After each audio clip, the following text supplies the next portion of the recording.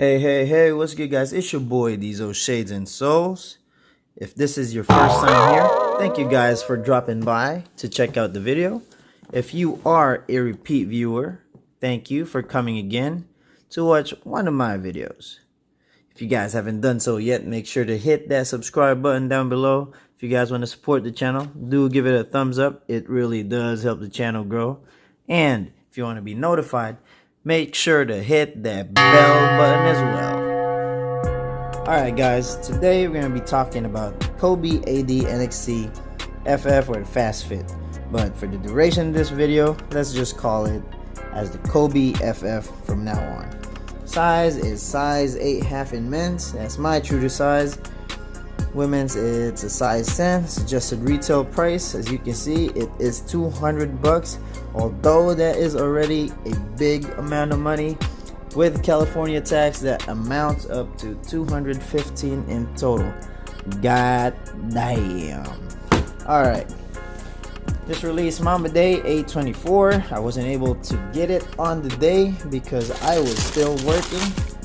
But let's not talk about my work, let's talk about the damn shoe. Alright.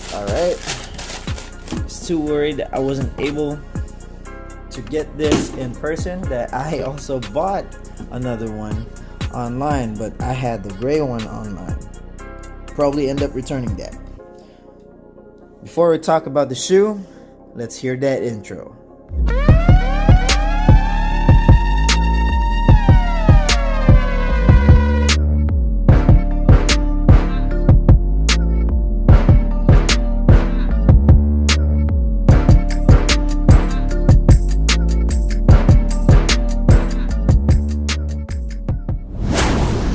Before we start to our regular programming, which is talking about the shoe's material, outsole, midsole, and the upper materials, let's address three very important things. One is the lacing. Not how to lace it, but how to unlace it. Number two, the pricing. $200 or $215. And three, how Nike is calling the midsole on the shoe. Point number one, everybody knows the FastFit system from the Jordan 33. But the issue with the Jordan 33 was not how to lace it or make it tight, but how to unlace it. So today, if you bought the 33s or Jordan 33s and did not know how to unlace it or loosen it up, and want to know how to do that, or was already disappointed because you thought there was no way to do it, here's how to do it. So as you can see, this is already loosened up, right? We all know the FastFit works like this. It tightens up those garters or those strings. You guys saw that, right? So it's all tight now. The instruction was to basically pull this, and the strings on the 33 and this one is supposed to loosen up. As you can see, it never loosened up. You have to manually pull this and then pull the strings. That's how you loosen it up. But Diesel, how do you loosen it up all the way, man? When it's not like the 33s where you can see all the strings. Well, for the Kobe, it has an upper material which is stretchable. I'm sorry, I hit the damn camera. Which is stretchable. And if this was the white or gray, the gray color, you can actually see that the strings are right here as well. So what you need to do is pull that yellow string and then dig your finger underneath there. You can feel the strings as well. Dig in, and then once your fingers are under the string, pull this yellow cord and then pull that. So then again, those strings are gonna be loose. Okay, so that's how you loosen up or untie the FastFit system. There you go. And the reason why I have to bring that up was because the same as the Kyrie 3s, I was told by a Foot Locker employee that they didn't know how to do it, and that he himself had to go a full size up because this portion was tightening up. I told him when I fit the shoe, mine too, the very first time, but guess what? I figured out how to unlace them, and this is how you do it. And he was like, oh damn, I should have known that. Damn right you should have. You work in Foot Locker, bro. You should have known that. So first point addressed. Second point, 200 bucks. Now, yes, I know the Jordan was, how much was it? 175, and I do think that 175 for that shoe was already too much. So guess what? I think 200 for this one is still, or even way too much for this shoe. But it is what it is. There is an improvement though for this one compared to the Jordans because of the use of the midsole. Now that also brings me to my third point. I will address them both at the same time. Excuse me. 200 bucks because the AD NXT 360 has thinner, more softer nubs. This one, nobody has ever called it yet. I don't think Nike did, but I'll call this the snake skin traction pattern. Look at that looks like a snake skin to me. Oh, this is better than the 360s, and the 360s also cost the same. It has a harder shell right here using the FastFit system, and besides that, the shoe has that one that I'm pointing. It says Nike React, so that part of the insole midsole is React, and I am guessing this is the Cushlon that Nike claims to be on the dual setup for their midsole. Insole, midsole. Alright. Now, the third issue is that they're calling it a drop-in midsole. Would you still call something as a drop-in if you're not literally able to drop it in the damn shoe, because it cannot be taken out? So, apart from Kobe's previous shoes that you can actually take out the insole and or midsole, on this model you actually can't, and they are still calling it a drop-in midsole. So you guys answer that in the comment section down below. Now it's time to get to the materials of the shoe. Let's do this. Outsole, as I have explained, to me this is the snakeskin traction pattern, where when you look at that, it looks like a reptilian scale. These are still nubs, but not as thin and flimsy as the Kobe AD 360. So the Kobe FF right here, it's got thicker nubs, way thicker nubs. That reptilian snake skin right there. Oh my god, I feel like this traction is gonna work. Straight up. I just don't know how long it will be able to hold, you know? Next is the encasing rubber right here. It's definitely harder than the Kobe AD 360. In here it says Nike React. What else does it say? I don't even know what this means, man. And then we have this little, I don't know, how do you call this? Heel counter or heel clip? I don't know, but it is there. I think it's to kick somebody else's shin. But I really like this part right here.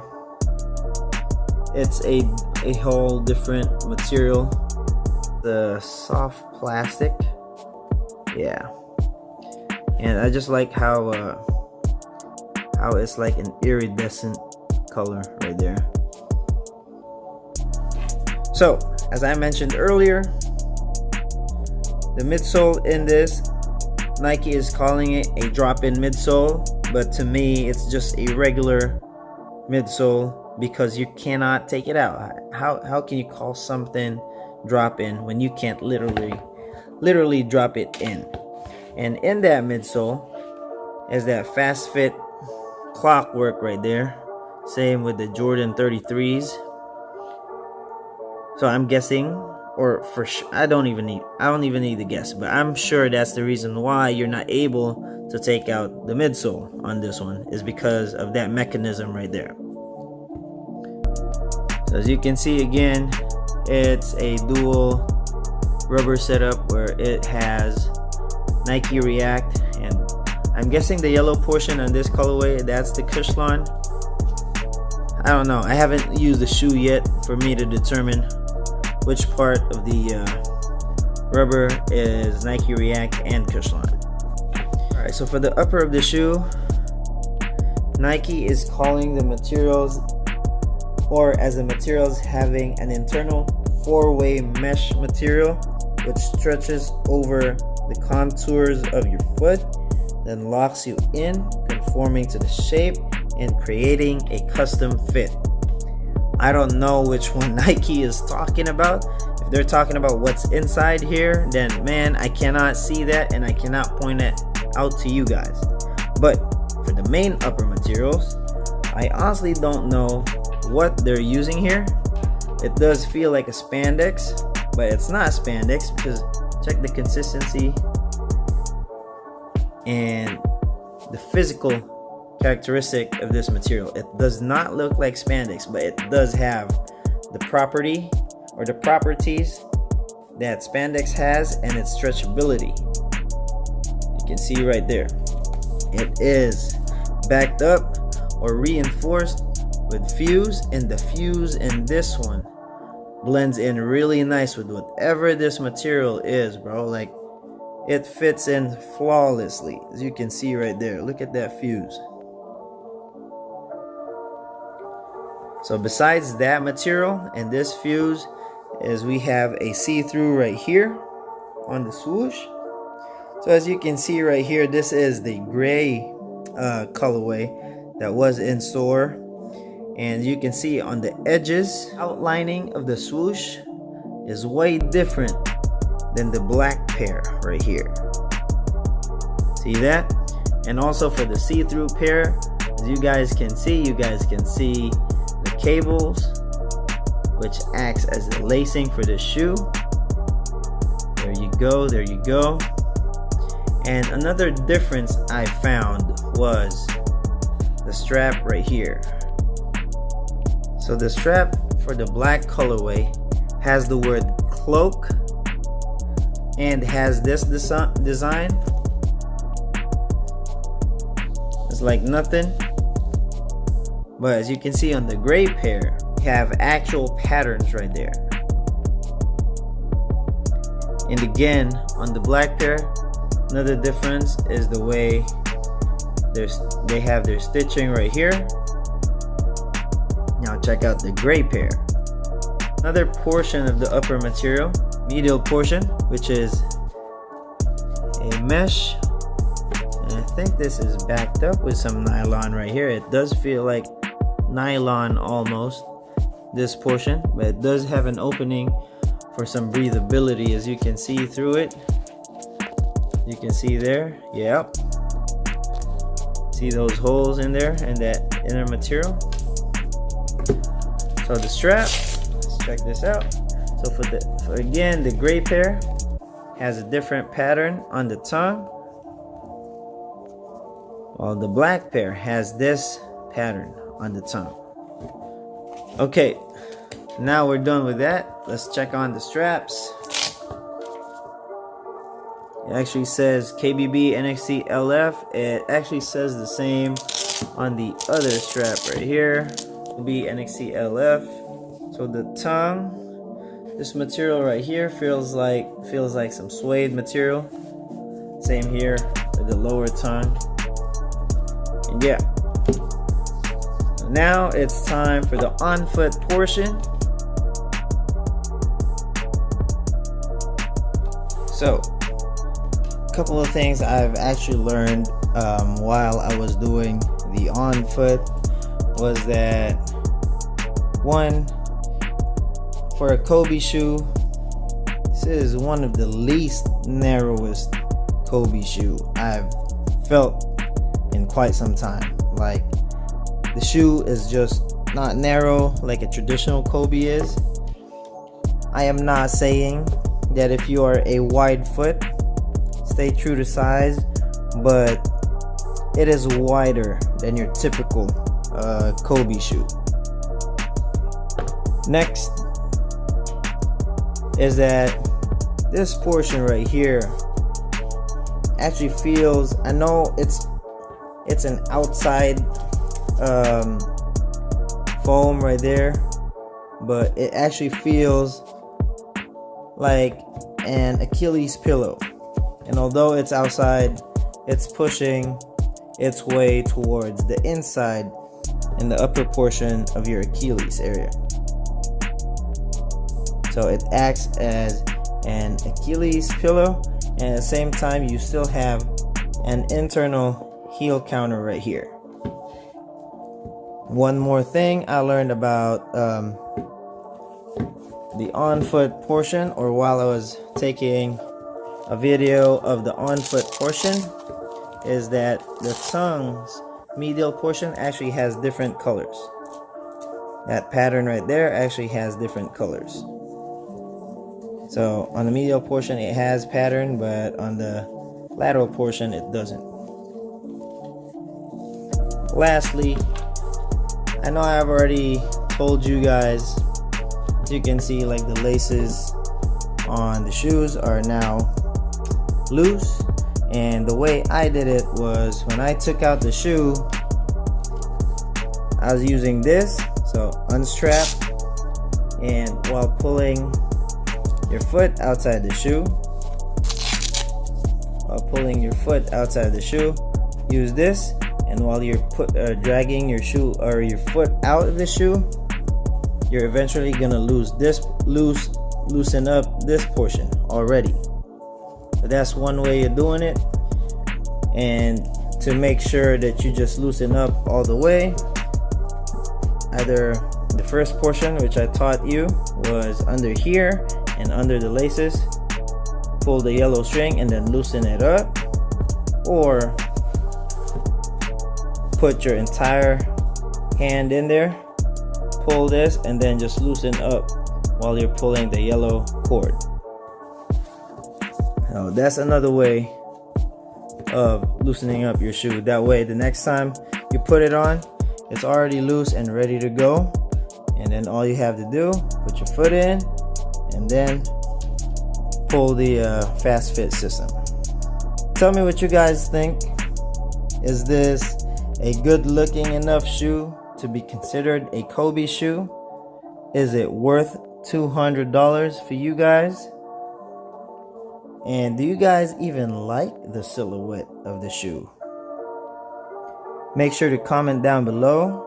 I really like replying to you guys' comments, good or bad.